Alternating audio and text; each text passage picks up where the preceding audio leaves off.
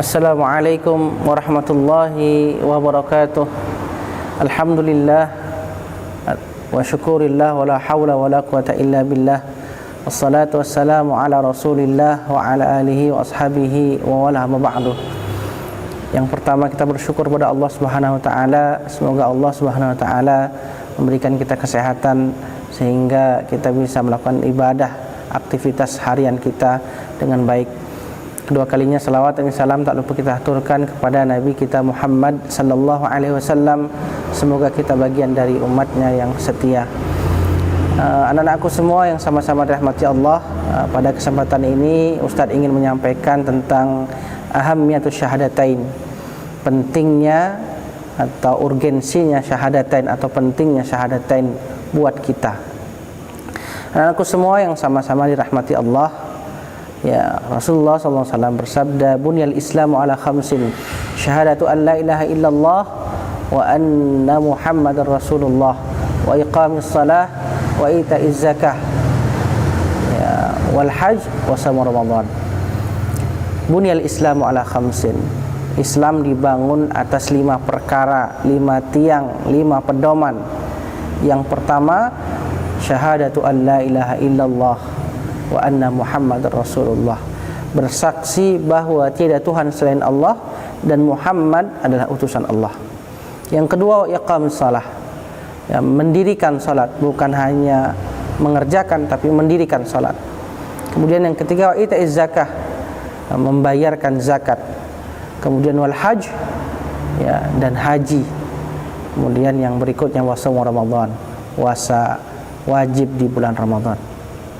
Anak-anakku semua yang sama-sama dirahmati Allah, kita sebagai seorang mukmin tentunya paham dengan syahadat yang sudah kita ucapkan, yang sudah kita ikrarkan di setiap salat kita. Bahkan lebih dari 17 kali kita ikrarkan di setiap salat kita. Harusnya kita sudah paham. Di antara 5 pedoman, 5 asas atau 5 hal, ya, ketika kita memahami syahadat atau ketika kita merukun Islam, manakah yang paling berat? Salatkah? Ya, tentunya salat ini berat bagi orang-orang yang tidak khusyuk. Wa innaha lakabiratun illa 'al khashi'in. Jadi dia menjadi tidak berat bagi orang-orang yang khusyuk, menjadi mudah bagi orang-orang yang khusyuk. Kemudian zakat atau membayar zakat itu menjadi mudah bagi orang-orang yang yakin bahwa janji Allah adalah pasti. Kemudian haji, ya, haji juga demikian. Apakah berat? Tidak, tentunya bagi orang-orang yang bertakwa kepada Allah, yang ingin menyempurnakan rukun Islamnya. Kemudian puasa, apakah puasa berat? Tentunya puasa tidak berat bagi orang-orang yang beriman kepada Allah. Manakah yang paling berat?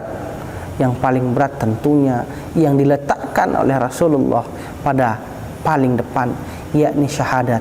Kenapa syahadat paling berat? Karena semua itu adalah, ya, berfokus pada keyakinan kita bahwa Allah Subhanahu wa taala dan mengikuti Rasul adalah hak, adalah yang benar. Tasdiqun bil qalbi wa iqraru bil lisan wa amalun bil arkan. Ya. Anak-anakku semua yang sama-sama rahmati Allah, urgensi yang pertama ketika kita memahami syahadat, ya, adalah madkhalul Islam, pintu masuk ke dalam Islam. Bahwa ketika orang sudah mengucapkan syahadat, berarti dia sudah masuk ke dalam Islam. Ya. Jadi wa iqraru bil lisan, ketika orang sudah mengucapkan syahadat, dia sudah masuk ke dalam Islam. Karena tasdiqun bil qalbi hanya Allah lah yang tahu. Ya, pernah ada kisah ketika Usamah bin Zaid, ya, berperang, ya, di zaman Rasulullah sallallahu alaihi wasallam. Rasulullah sallallahu alaihi wasallam juga ikut disampaikan, dilapori oleh para sahabat. Usamah bin Zaid ketika itu berperang dengan orang kafir dan orang kafir terdesak. Ketika dia terdesak ingin ditebas oleh Usamah bin Zaid, maka orang kafir tadi bersyahadat, asyhadu an la ilaha illallah wa anna Muhammadar Rasulullah. Peristiwa ini sampai ke telinga Rasulullah, dan kemudian Rasulullah bertanya kepada Usamah, Wahai Usamah, kenapa engkau bunuh yang sudah bersyahadat? Kemudian Usamah menjawab, dia bersyahadat karena takut dibunuh dengan saya. Maka apa yang Rasulullah sampaikan? Ya, silakan belah dadamu kalau kamu ingin tahu ya bagaimana dia sudah bersyahadat dengan ikhlas atau belum. Tentunya hidayah, keikhlasan seorang Allah lah yang menilai. Ikhwani fillah wal akhwat fillah rahimani wa rahimakumullah. Ya, jadi pintu masuk pertama kali ke dalam Islam adalah syahadah. Tentunya kita juga ketika kita berada di alam ruh sudah kita berazam, qalu bala syahidna, kita bersedia masuk ke dalam agamanya Allah. Qalu bala syahidna. Di hadis Rasulullah sallallahu alaihi wasallam menyampaikan, ya, kullu mauludin yuladu al fitrah. Semua orang yang lahir dalam keadaan suci, fa abawahu, maka ayahnya lah yuhawwidani, membawa dia ke Yahudi, atau yunasiranihi, membawa dia ke Nasrani, atau yumajjisanihi, membawa dia ke Najasi. Artinya ruh kita, ruh orang mukmin sudah dulunya bersyahadat kepada Allah. Ikhwani fillah rahimani wa rahimakumullah, ini yang pertama, madkhalul ilal Islam. Ini urgensi pertama, syahadatain. Yang kedua adalah khulasatu ta'alimil Islam. Ya. Ringkasan syahadat ini adalah ringkasan dari pilar-pilar keislaman. Jadi khulasatu ta'alimil Islam, ringkasan dari pilar-pilar keislaman. Maka Islam itu intinya ada dua. Yang pertama adalah ikhlas kepada Allah, yang kedua mengikuti Rasulullah. Begitu juga Al-Quran ada intinya. Intinya itu Al-Fatihah. Kalau para ulama menyebutnya, kenapa Al-Fatihah? Karena di setiap sholat kita wajib membaca Al-Fatihah. Dan ya, ketika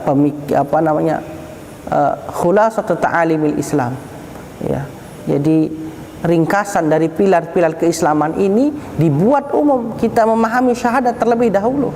Sebagaimana seorang anak SD ketika dia memahami pelajaran kimia bukan dari SD, tapi dia memahami pelajaran IPA dulu. Di SMP nanti ada fisika, biologi. Kemudian di cabang berikutnya di SMA ada kimia, dan terus seperti di tempat kuliah, terus semakin banyak. Maka pemahaman kita terhadap Islam, orang-orang yang baru masuk Islam, baru bersyahadat adalah umum. Ya, jadi seperti itu. Ya. Ikhwani fillah rahimani wa rahimakumullah, yang berikutnya adalah asasul inqilab, asas perubahan. Jadi syahadat ini asas perubahan. Bagaimana kita lihat 13 tahun Rasulullah sallallahu alaihi wasallam meletakkan pondasi akidah, meletakkan pondasi tauhid, ya, di Mekah. Kenapa Rasulullah tidak memulai dakwah dengan politik? Ya. Kenapa Rasulullah tidak memulai dakwah dengan ekonomi? Kenapa Rasulullah tidak memulai dakwah dengan moral? Tapi Rasulullah memulai dakwah dengan syahadatain. Kalau Rasulullah, ya, memulai dakwah dengan politik, ketika itu politik ada Romawi dan Persia, politik akan luntur dengan, ya, bergesernya zaman, dan akan timbul tirani-tirani, terbebas dari tirani Romawi ke tirani Persia, dari tirani Persia ke tirani Arab. Maka Rasul memulainya dengan syahadatain, dengan tauhid. Kenapa Rasulullah tidak mulai dengan moral? Karena moral, ya, intinya adalah tauhid, sehingga tauhidlah yang pertama harus dimulai. Ikhwani fillah rahimani wa rahimakumullah. Yang berikutnya adalah hakikatul da'watir Rasul. Hakikat dakwah Rasul. Semua nabi, semua Rasul ditugaskan oleh Allah untuk, ya, menyampaikan kalimat tauhid. Ya. Fa'lam annahu la ilaha illallah wastaghfir li dzambika walil mu'minina wal mu'minat. Ini ketahuilah bahwa tiada Tuhan selain Allah, dan beristighfarlah, meminta ampunlah kepada Allah atas dosa-dosamu, dan doakanlah muslimin dan muslimat. Jadi memulai ya hakikat dakwah Nabi Nuh, Nabi Ibrahim, ya, dan Nabi Sulaiman dan semuanya hakikatnya adalah kalimat tauhid. Maka dari itu tauhid ini sangat penting dalam kehidupan kita. Jangan kita tinggalkan bahwa Allah menyuruh kita, ya, mewajibkan kita untuk menegakkan salat 5 waktu, ya, minimal, ya, sedikitnya 17 kali, minimal sekali, karena lebih dari itu tentunya. Ikhwani fillah rahimani wa rahimakumullah, yang terakhir adalah fadail azimah, ya, keutamaan yang agung, ya, bahwa syahadat ini adalah keutamaan yang agung, ya. Dengan syahadat ini Allah memberikan kita kenikmatan yang luar biasa, ya, memberikan kita, mengeluarkan kita dari kehidupan jahiliyah kepada kehidupan yang terang, yang terarah, ya. Dan kemudian Allah qala la ilaha illallah fi akhir ayati dakhulul jannah. Barang siapa yang menyebut kalimat la ilaha illallah, kalimat tauhid, kalimat thayyibah dalam akhir hidupnya, maka akan masuk ke dalam surga, ya. Atau dalam hadis yang lain, zikir yang paling baik adalah zikir kalimat thayyibah la ilaha illallah. Dan generasi, ya, khairul ummah, generasi terbaik dihasilkan dari kalimat thayyibah la ilaha illallah Muhammadur Rasulullah. Ikhwani fillah rahimani wa rahimakumullah, kami ingatkan bahwa syahadat ini adalah yang paling utama, yang paling penting sebelum melalui pilar-pilar berikutnya, sebelum melalui rukun-rukun berikutnya. Apabila syahadat kita baik, kita amalkan, maka insya Allah selanjutnya akan menjadi penguat dari amal-amal kita berikutnya. Itu saja mungkin yang dapat saya sampaikan. Mudah-mudahan bermanfaat untuk diri saya dan teman-teman semua dan jamaah semua. Wallahul muwafiq ila aqwamit thariq, wabillahi taufiq wal inayah, wallahul musta'an, billahi fasabil haq. Assalamualaikum warahmatullahi wabarakatuh.